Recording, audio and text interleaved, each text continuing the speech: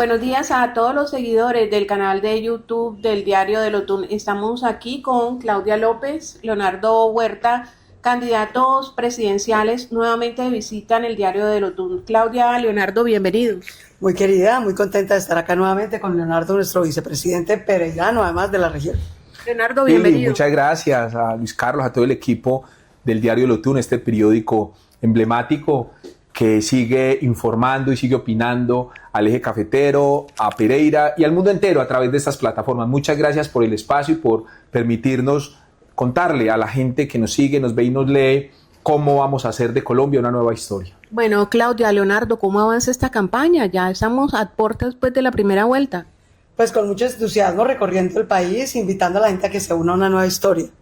Leonardo y yo somos una dupla de verdad. Yo no escogí a Leonardo para que viniera pues a adornarme ni a taparme algo que no se dieran cuenta, sino porque los dos somos hijos de una familia pujante, trabajadora, de clase media. Los dos estudiamos con créditos del ICETEX. Los dos somos de esas familias que nunca han matado a nadie, ni apoyado a un grupo armado ilegal, ni robado, sino que gracias a la educación, al trabajo, al esfuerzo salimos adelante. Lo que necesitamos es apoyo. Los dos sabemos que la nueva historia de Colombia no consiste en que Cepeda meta a la cárcel a Uribe ni que Paloma meta a la cárcel a Petro, que eso no le va a arreglar la vida a nadie, que lo que necesitamos los colombianos es seguridad en nuestros barrios, educación, trabajo, salud, cuidado para las mujeres, apoyo a las pequeñas y medianas empresas y a los campesinos que producen nuestra comida. Estamos seguros que sin corrupción, con soluciones concretas para la gente, vamos a empezar esta nueva historia para Colombia en vez de seguir en los odios y saboteos de los políticos de la vieja historia. Leonardo, ¿cómo se ha sentido en esta campaña? ¿Usted actualmente es el desconocido más conocido? Hoy ya no somos desconocidos, yo creo que ya nos conoce mucha gente y no solo que nos hagamos conocidos, sino que logramos representar un sector importante de la sociedad. A las clases medias que no odiamos ni a los empresarios que generan empleo y que entendemos la necesidad de fortalecer las empresas para generar empleo, pero que tampoco odiamos las reivindicaciones sociales de los trabajadores, de la ruralidad, que necesita garantía de su derecho a la salud, que necesita una renta básica, un abuelo, una abuela nuestro que ha sido abandonado, que fue cuidador toda la vida y que no tiene forma de subsistir, no que tenga un subsidio sino una renta básica, que el salario mínimo llegue a 2 millones de pesos y pueda hacer un salario mínimo vital que le permita terminar el mes, pagar las cuentas, garantizar la educación, la salud de su núcleo familiar. Bueno, ¿a cuántos votos le apuntan en esta primera vuelta? Que no hacemos política señalando a nadie, no hacemos política buscando culpables, sino buscando soluciones. Los problemas de Colombia necesitan soluciones. Pilar, ¿qué le importa a la gente de quién es la culpa cuando tiene que hacer una fila desde las 3 de la mañana en la avenida 30 de agosto frente al batallón San Mateo para que cuando llegue a la ventanilla le digan que no está su fórmula médica completa, para que le digan que no está su medicamento, para que le digan que su cita médica es para mayo del año 2028, que su examen de laboratorio se lo van a hacer dentro de 5 meses, que los medicamentos se los entregan y los llaman cuando ya están en el velorio de la persona que está enferma? La gente hoy no tiene por qué importarle de culpa de quién es ese problema de la salud, sino cómo se va a resolver el problema de la salud. Aquí dicen que el problema de la salud es del chuchuchú, o del chachachá, o del gobierno anterior, o de la ley 100, o de la colonia, o de la conquista, o de la independencia, buscando todavía responsabilidades con el retrovisor. La nueva historia es pensar en el futuro, es cómo vamos las personas que vivimos en Colombia a garantizarnos nuestros derechos humanos, la salud, la educación, la seguridad, el empleo, el bienestar y la felicidad. Somos una sociedad que quiere ser feliz y que sabe que Colombia para eso necesita una nueva historia. Pues a pasar a la segunda vuelta con los votos que se necesiten, de eso se trata. Porque en la primera vuelta no se va a decidir quién es el presidente de Colombia, eso se va a decidir en la segunda vuelta. Queremos pasar a segunda para estar entre los dos que compiten realmente por la presidencia. Pero también en la primera vuelta tenemos que dejar bien representadas nuestras causas. Yo le digo a la gente, usted que quizás está pensando más en otra propuesta porque tiene miedo, lo que necesita es quedar bien representado. Nosotros, la clase media y trabajadora, popular, de gente de barrios humildes, que arrancamos ahí, es que nosotros no caímos pues del cielo ni de cunas de oro. Somos como la inmensa mayoría de colombianos hechos a pulso. Si nosotros no hacemos valer nuestras propuestas de seguridad en nuestros barrios, de apoyo a nuestras empresas, de salud para nuestras familias, que en las droguerías de los barrios nos entreguen los medicamentos. ¿Por qué no se puede hacer eso? Una cosa como tan obvia.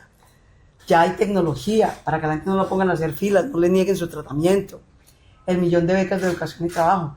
Esta región, que tiene una clase media tan pujante, pero en este país ser de estrato 2 es un pecado, te sacan del CISBEN, te quitan un subsidio. Ser de estrato 3 es ser rico, te ponen impuestos, no te dan becas de educación para tus hijos. Eso es absurdo. La clase trabajadora y la clase media de Colombia es la que más apoyo necesita, porque es el verdadero motor de desarrollo económico. Es el que tiene una ferretería, una tiendita, una fábrica de algo, es el que se va a buscar futuro en el exterior, pero queremos que tenga futuro aquí, en su tierra, en Colombia, con seguridad, educación, salud, cuidado, apoyo para sus negocios. Así que yo sí les digo, si nosotros que somos la mayoría, que no somos parte de los que nunca nos metimos a un grupo armado ilegal, aquí no tenemos tirria con los que eran de las FARC porque nunca estuvimos en las FARC, ni con los que eran de los paros porque nunca estuvimos en los paros. Aquí lo que queremos es resolver nuestros problemas y no seguir atados a los odios de la vieja historia. Entonces le invitamos a la gente a que el 31 de mayo vote por la opción que a usted más lo represente, que represente el futuro de su familia, de su barrio, de sus hijos. Y honestamente, Leonardo y yo sí creemos que nosotros representamos a la mayoría de los colombianos, que trabajamos, que echamos para adelante, que pagamos impuestos y necesitamos un gobierno que no lo robe, que no haga corrupción en la campaña para no hacer corrupción en el gobierno. Miren eso que estamos de pitufo. Misma historia la parapolítica. Unos bandidos que apoyan al presidente en campaña y ahora les dan impunidad. Lo mismo pasó con Odebrecht, lo mismo pasó con la parapolítica. ¿Hasta cuándo? ¿Hasta cuándo, de verdad? Yo he estado 10 años en política, he ido a 2 elecciones, no tengo un solo escándalo de corrupción. Manejé la chequera más grande de Colombia, por fortuna y generosidad de los bogotanos. Sacamos el metro adelante, las manzanas del Cuapa, las mujeres, la educación. No tengo un solo escándalo de corrupción, porque yo hago política, lo saben ustedes, con gente como Leonardo, berraca, echa pulso. Yo no escogí a Leonardo, mucha gente me decía, ¿y por qué no escogí a un político más curtido con más votos? Pues porque esos roban, tan simple como eso. Somos los ciudadanos que de verdad trabajamos, que no robamos, los que tenemos las soluciones para la gente. El 31 de mayo, esta nueva historia de Claudia y Leonardo es la nueva historia para su familia, para su negocio y para la gente. Apóyenos con su voto. Leonardo, ¿se ha sentido apoyado aquí en el departamento de Risaralda? Por la gente, claro que sí, mucho cariño, mucho entusiasmo. Risaraldense vota risaraldense, decía la gente. Por la clase política hubo primero un obstruccionismo para la consulta. Desde el mismo gobierno nos decían que en consulados y en algunos puestos de votación había que no solo pedir, sino litigar, pelear para que le dieran el tarjetón de las consultas. Muchos sectores decían que no se podía votar la consulta porque había una sensación de engordar políticamente a los que participamos de la consulta. Y eso lo vimos también en Pereira. La clase dirigente de Pereira y de Risaralda empezó con un proceso de negar el voto a Leonardo Huerta. No voten por Leonardo Huerta, según ellos, por una teoría que si sacaba muchos votos en Pereira me engordaba electoralmente y termina aquí lanzándome a la alcaldía o a la gobernación. Pero usted nunca ha sido gordo. Una visión electoral y políticamente, sí, Pili. Pero aquí lo que ellos decían era que si sacábamos muchos votos en Pereira o en Risaralda, terminábamos en una elección en octubre del próximo año. Ese no es el objetivo de nosotros. El objetivo es construir un proceso para llegar a la presidencia, pero en todo caso, para representar a la mayoría de colombianos y colombianas que no odiamos a nadie, que lo que queremos es tener posibilidad de trabajar en el día y de por la noche, como muchos de nosotros, salir del trabajo para una universidad, a seguirse preparando, a hacer una especialización, a hacer una carrera, a ser un técnico, un tecnólogo, a estudiar los sábados para crecer un poco más, garantizar educación de calidad para sus hijos, salud para toda la familia. Nosotros lo que queremos es representar ese sector y tenemos conciencia que en cualquier caso este proyecto va a seguir, va a continuar y va a avanzar hacia un proceso político a mediano y a largo plazo que se consolide y no pensando solo en las próximas elecciones, sino pensando sobre todo en las próximas generaciones. Bueno, hay un tema de actualidad que ha generado diversas reacciones. Claudia, está usted aquí, pues nos gustaría conocer su opinión acerca de lo que está pasando en Ecopetrol, la empresa más grande del país. Mira, a mí me parece una vergüenza, de verdad. Ese no es el cambio por el que muchos votamos a cambio de nada y con ilusión. Cambio era que no hubiera corrupción, que tuviéramos energía más barata. Hay 6 millones de colombianos que todavía cocinan con leña. el precio del gas está subiendo porque en vez de producirlo en Colombia lo importan y no dejan hacer exploración en Colombia. Y Ecopetrol, que es la joya de la corona, la empresa más grande de Colombia, está inmersa, su gerente, en casos de corrupción por recibir plata aparentemente indebida durante la campaña. Era el gerente de la campaña. Por recibirle cuentas torcidas aparentemente que le pagan con un apartamento, cuentas al gerente de una empresa. ¿Eso de dónde sale? Y en vez de retirar a esa persona, poner que se defienda ya ante la justicia y poner a alguien que no tenga ningún riesgo, que no le cause, la empresa está cayendo así en valor, porque todos esos escándalos pegan a la credibilidad de la compañía. Esa es una compañía que además cotiza en bolsa en los Estados Unidos, allá se define su precio, pero es patrimonio de todos los colombianos. Entonces estamos perdiendo plata, es un ejemplo de amparar la corrupción. A mí me sorprende, no solamente la del presidente Petro, sino de la presidenta de la Junta, Ángela María Robledo, que fue una mujer que yo conocí en el Congreso, feminista de la lucha contra la corrupción de Mocos. ¿Qué hace amparando a un gerente metido en un escándalo de corrupción tras otra? Lo que hay es que proteger el patrimonio y el valor de Ecopetrol. Leonardo, su opinión sobre ese tema de Ecopetrol. Lo que Colombia necesita para superar este déficit fiscal, lo ha dicho Claudia López, nosotros vivimos en Colombia como cuando usted se gana 3 millones de sueldo y se gasta 6 millones al mes. Esos otros 3 billones tiene que empezar con tarjetas de crédito. Cuando usted va al almacén le ofrecen la tarjeta de crédito con la tasa más alta, con eso merca, después hace un avance para pagar esa misma tarjeta, después hace un sobregiro para pagar ese avance y cuando ya le bloquean todas las tarjetas de crédito, pues se va al gota a gota a ver si le presta una tasa más alta y termina colapsado, le quitan la casa, pierde el carro, pierde todo lo que ha conseguido, se queda sin la garantía de la educación de sus hijos. En Colombia estamos viviendo lo mismo y el rescate, el que puede producir los recursos para salir de ese círculo vicioso, justamente es Ecopetrol. Aquí tenemos una política equivocada, a mi modo de ver, de parte del gobierno de transición energética. El problema en Colombia es que no hay transiciones. Así como en materia pensional, la norma que modifica las pensiones tiene que generar un régimen de transición para garantizar unos derechos a los que tienen determinada edad o a los que han cotizado determinado número de semanas para que ese cambio no los perjudique. Así debe haber transición para todos los cambios que se ofrezcan, entre ellos también la transición energética. No, la transición no es cortar, no es cambiar las EPS o intervenirlas todas y dejar a la gente que tenía el próximo lunes su 4ª quimioterapia sin a dónde acudir. Yo el lunes, ¿dónde voy para que me hagan mi quimioterapia? Yo era afiliado a una EPS y ya quedé en otra, me cambiaron de clínica, ya no es EPS sino gestora. No hay una transición que me permita que ese cambio no genere violación de derechos. Esa transición energética en Colombia no se ha dado. Se quiso pasar de una energía que se basa en hidrocarburos y en fuentes fósiles a pasar a una energía que no sabemos de dónde va a surgir. No hubo un tránsito hacia ese nuevo modelo energético. Eso le pegó muy duro a Ecopetrol y a las finanzas del país. Y hoy que el petróleo puede llegar por geopolítica, sobre todo en Irán y la situación que se ve en el Oriente, el barril de petróleo puede llegar a $100. Más allá de $50, para que tengamos una idea, el valor máximo del barril de petróleo en el mercado puede llegar a $50 y de 50 para arriba es pura geopolítica, guerras, chismes, cosas. Entonces hoy podríamos tener una fuente de recursos, hoy estamos en una bonanza petrolera como nunca antes la podíamos haber tenido de pronto en el gobierno de Santos cuando los niveles del precio del petróleo eran tan altos como hoy los tenemos.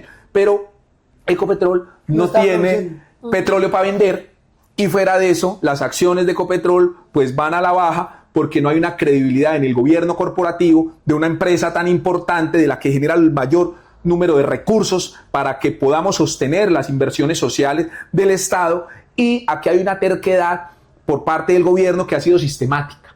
Entonces, cuando la señora Saravia tuvo un escándalo, la ascendieron a directora del Departamento Administrativo de Presidencia. Cuando una directora de un ministerio, una contratista de un ministerio, le descubrieron que tenía unos títulos falsos y le imputaron cargos, la nombraron viceministra. O sea, aquí pareciera que con este gobierno de pura pica o como que de pura rabia, entonces para que le imputen cargos en las hojas de vida de la función pública Entonces, que pidan como requisito dónde tiene imputados cargos. El que le imputen cargos ya tiene requisitos para que lo nombren en este gobierno. Y eso es una irresponsabilidad y eso es una soberbia que le hace daño a la gente y le hace daño a la economía del país. Bueno, otro tema sobre el cual nos gustaría conocer su opinión es la suspensión a 16 cabecillas de Medellín, la suspensión de las órdenes de captura. Claudia, ¿qué opina usted? Pues mira, aquí la semana pasada protestamos desde nuestra campaña porque cómo es posible que nuestro ejército, policía, fiscalía mete preso a 16 narcotraficantes, mafiosos de Medellín y el presidente en plena campaña los nombra gestores de paz y los saca para la cárcel. Para hacer política, porque realmente no hay ninguna mesa de paz, ninguna negociación real, ningún beneficio para la gente. Yo celebro que la fiscal general de la Nación, en uso de sus facultades legales, echó para atrás 16 revocatorias de esas libertades. Dijo, no, esos son delincuentes peligrosísimos, que tenemos en investigación y que tenemos verificado que no han cumplido ningún requisito como gestores de paz. Aquí tenemos que volvernos serios. Y por eso nosotros hemos propuesto con Leonardo que esa decisión arbitraria que puede tomar Petro y cualquier presidente, antes era pues con los paras o hace muchos años con la guerrilla. Nosotros creemos que para que no pase esa vagabundería de que criminales apoyan a candidatos en campaña y después les pagan con impunidad, lo mejor es que no haya un político dando gabelas de paz, sino que haya un fiscal de la rama judicial, un fiscal antimafia, que lo que hace es negociaciones de sometimiento a la justicia, sea individual o sea colectiva, en cárceles especializadas. En el mundo yo que fui alcaldesa de Bogotá, la única cárcel de Colombia que funciona, que no tiene corrupción, que es certificada internacionalmente, es la Distrital de Bogotá. Porque somos mejores. No, porque no mezclamos mafiosos y sicarios con ladrones. Esa es toda la malla. Porque no tenemos hacinamiento. Porque no tenemos corrupción. Porque como es cárcel distrital no la maneja el IMPEC. Tenemos que lograr que así funcionen todas las cárceles, insisto. Fiscalía antimafia, un sistema carcelario bueno, sin corrupción. Pero en este país el que roba tiene que pagar una pena. El que atraca tiene que pagar una pena. Y obviamente es que el que es un mafioso no hay que sacarlo de la cárcel con gabelas políticas en campaña, sino mantenerlo allá hasta que vuelva la plata y las armas. Eso es lo que hacen las democracias en el mundo y es lo que nosotros vamos a hacer. Bueno, Leonardo, usted como risaraldense que se ha forjado acá en este territorio, ahora está como fórmula vicepresidencial de Claudia, ¿cuáles son sus propuestas para el departamento de Risaralda? Lo primero es que en Risaralda tenemos que rescatar la salud como derecho humano. La verdad es que el deterioro del servicio de salud en Pereira y en Risaralda es sistemático. Es todo el sistema de salud deteriorado. Yo cuando estaba en la Defensoría del Pueblo recibía 10 o 15 casos, quejas de personas de Pereira y de Risaralda y las clínicas en general. Uno ve que en las grandes clínicas que teníamos en Pereira hace 15 o 20 años, hoy no hay sino quejas, que dejan a un paciente tirado en un pasillo, en una colchoneta, que no le hacen el triage a tiempo, que no le hacen la remisión a tiempo. Hoy enfermarse en Pereira es un peligro, Pilar, la verdad. Tenemos que recuperar la salud como un derecho humano, como un derecho fundamental. Es el bien más preciado de todos. Uno sin salud, ¿qué puede hacer? No tiene cómo estudiar, no tiene cómo irse a trabajar. Hoy vemos cómo se presentan 1000 tutelas diarias por temas de salud. Y cuando uno pasa por la avenida 30 de agosto ve una fila interminable de personas que están desde las 3 de la mañana pidiendo su medicamento. Y un tratamiento que no sea continuo, que no sea oportuno y que no sea de calidad, pues termina deteriorando la salud de las personas. Entonces nosotros sí tenemos que enfocarnos en que la gente lo primero que debe tener es salud para poder salir adelante, para poder estudiar y para poder trabajar. Lo segundo es el desarrollo económico de Pereira y de Risaralda en general. Risaralda es una región agrícola y nosotros necesitamos empezar a industrializar el agro. Que ser campesino no siga siendo sinónimo de ser pobre.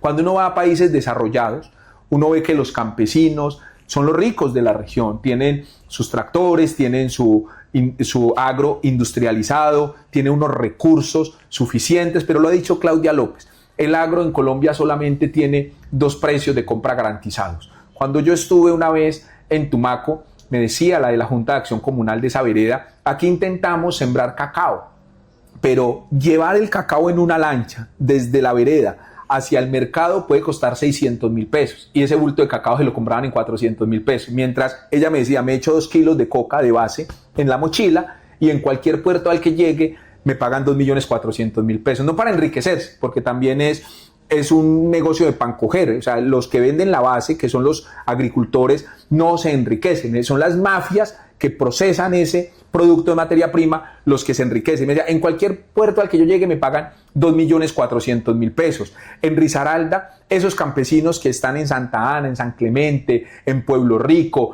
en las veredas de Santa Rosa de Cavallo, de Marsella, con vías terciarias que no son adecuadas, con un mercado muy difícil, el que siembra el maíz no tiene cómo venderlo, el que siembra la yuca no tiene cómo venderla, el plátano. Si nosotros garantizamos, como lo ha planteado Claudia López, siempre el precio de compra para los productos agrícolas, si nosotros llevamos riqueza, llevamos rentas y si exploramos otros mercados que puedan fomentarse para generar recursos a nuestros campesinos y generamos el desarrollo de las vías que necesita Risaralda para conectarse con los puertos del Pacífico, para conectarse con los mercados de Antioquia, para conectarse con los mercados grandes como Bogotá y como Cali, y seguimos desarrollando la región del occidente, del suroccidente colombiano, pues esa es la propuesta de la nueva historia para Pereira y para Risaralda, tener salud de calidad, oportuna,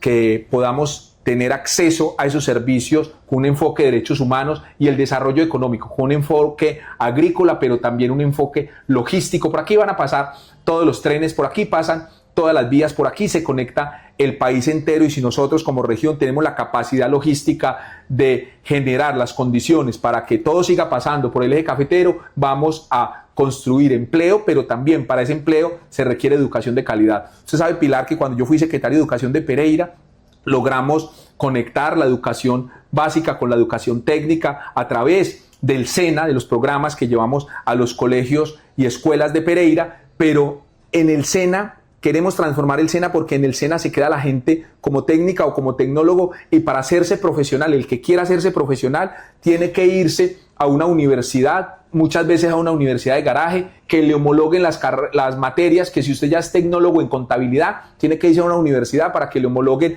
y seguir haciéndose profesional. Si ya está la infraestructura, si ya están los edificios, si ya están los formadores, si ya está la tecnología del SENA, pues permitir que la gente continúe en su proceso propedéutico y después de ser técnico siga tecnólogo, después sea profesional. Y como el valor agregado del SENA es el contrato de aprendizaje, así como a un técnico le dan contrato de aprendizaje y a un tecnólogo, pues el que se haga profesional, también engancharlo con el aparato productivo de la región, que tenga un contrato de aprendizaje como profesional y ahí ya empieza a tener la experiencia suficiente para ingresar al mercado laboral. Con educación de calidad, pertinente, con apoyo logístico y con apoyo del Estado a la pequeña empresa para que crezca y con volver la mirada al agro, que es el desarrollo de nuestra región, hacemos del eje cafetero una nueva historia. Claudia, yo la escuchaba en unas declaraciones a medios nacionales y usted señalaba que le preocupaba la polarización de estas elecciones, en el sentido de que Cepeda es Petro y Paloma es Uribe. En ese sentido, ¿son elecciones en cuerpo ajeno?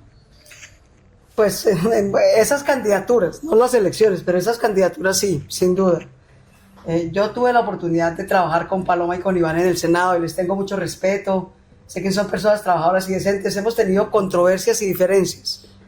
Pero obviamente, pues, si Iván no fuera el de Petro y no hubieran metido temporalmente a la cárcel a Uribe, no sería el candidato que es. Y lo mismo Paloma. Y yo creo que es que el gobierno no es para seguir viendo cómo Cepeda mete a Uribe a la cárcel. Yo que apoyé todos los procesos de paz, ese era el precio de la paz, amigos míos. El precio de la paz es que nos dejaban de matar, de dar plomo, de desplazar. Y era la Justicia Especial para la Paz la que se iba a encargar de resolver las deudas pendientes de la paz. Si los políticos se pasan la vida viendo cómo se encarcelan entre ellos, que porque al uno le mataron el papá a los paramilitares, que porque al otro le mató el papá a las FARC, nunca vamos a salir de esa vieja historia. ¿Y nuestra educación qué? ¿Y nuestra salud? ¿Y nuestros negocios que necesitan apoyo? ¿Y nuestros hijos que necesitan educación?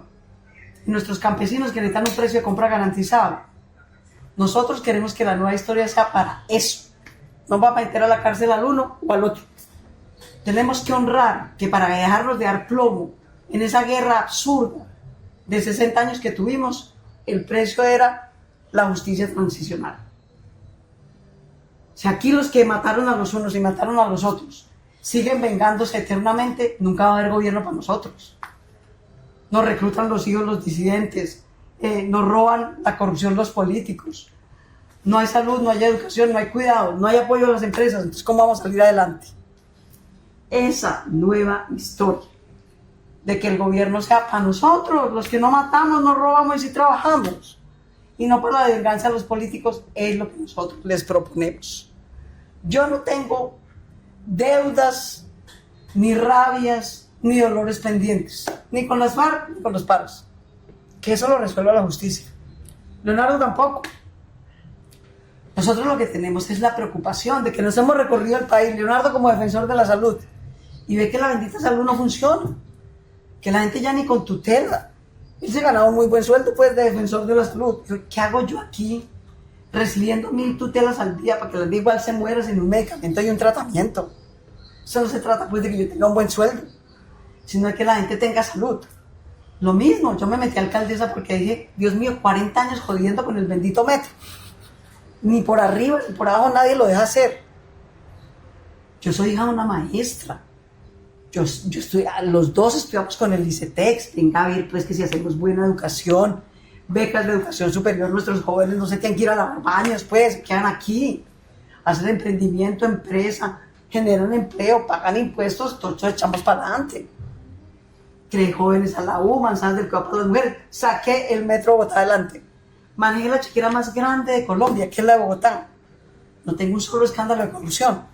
Y me di cuenta que ese centralismo, Dios mío, ni hace ni deja hacer. Si uno vive de rodilleras en el barraco gobierno nacional, pa' un chulo, una plata, un permiso. Siendo alcaldesa de Bogotá. Dios mío, yo no me imagino mi pobre colega alcalde pues, de Pereira, de Mistrató, de Pueblo Rico, de Chocó. Ese centralismo corrupto ni hace ni deja hacer. Es una vagabundería. Los pobres alcaldes les toca irse la mitad de la semana para Bogotá, a pagarle a un congresista para que le consiga una cita, a un contratista para que le den el aval para un proyecto. Termina volviendo con una miseria para su pueblo, porque le tocó pagar todo en coimas y en corrupción. No, hombre, vamos a acabar con esa vagabundería. Que más bien los técnicos vengan aquí, planeen los proyectos aquí, su merced, como hicimos en pandemia. En pandemia la gente tenía una flechita de teléfono, le mandábamos internet, le mandábamos datos para abrirle una cuenta, para mandarle una platica, porque había hambre por la pandemia. Luego la tecnología ya nos permite que su merced en ese mismo teléfono, no importa de qué calidad sea, le mandamos internet gratis, le decimos, vea su merced, los impuestos para Pereira es esta plata que el gobierno nacional va a invertir. Estos son los proyectos que están listos, esta escuela, esta vía, este hospital. Vote su merced y escoja. ¿Por qué le andamos pagando coimas como lo hacen los gobiernos a los congresistas? Que porque escojan los proyectos que se van a hacer en la región. No, señor, son sus impuestos. Su merced Bogotá decide cuáles son sus prioridades y luego entre todos vigilamos que esa vaina no se la roben. Eso se llama desarrollo descentralizado, sin corrupción, para poder desarrollar la logística, los empleos, la educación de la que hablaba Leo aquí en el eje cafetero. El eje cafetero, les quiero decir, ustedes son el cruce de caminos de todo Colombia, son los berraquitos para trabajar, tienen la mejor clase media de Colombia, porque llevan 100 años comprándole la cosecha de café a un precio garantizado a sus campesinos. Porque no le podemos dar eso mismo, pero a los que siembran cacao en Tumaco, o en Arauca, o papa en Boyacá, o plátano en el Caribe. O sea, la gente tiene que saber que no se va a quebrar, porque por mucha fuerza pública, ejército, que pongamos para combatir el crimen, mientras haya pobreza y hambre, es berraco, pues, la gente tiene que comer. Entonces, esa es nuestra visión. Es una visión sin odios, práctica, concreta, sin corrupción, para mejorarle la vida a la gente y no para que se relijan los mismos odios de los paramilitares y las guerrillas, pero en cuerpo ajeno. No, de verdad, ya 60 años nos jodieron con esa guerra. ¿Cuánto más nos van a joder con la misma guerra, pero desde la presidencia? no más. Algún día el gobierno tiene que ser para las soluciones de la gente y no para los odios de las viejas guerras. Bueno, Leonardo, Claudia, muchísimas gracias Pilar, por muchas esta gracias. entrevista ya a puertas de la primera vuelta electoral. Bueno, risaraldense vota risaraldense. Ya saben, en el tarjetón, Leonardo Huerta, el vicepresidente de Claudia López, para hacer de Pereira, de Risaralda y de Colombia una nueva historia. Muchísimas gracias. Vamos para el 31 de mayo, vote por una nueva historia para Colombia.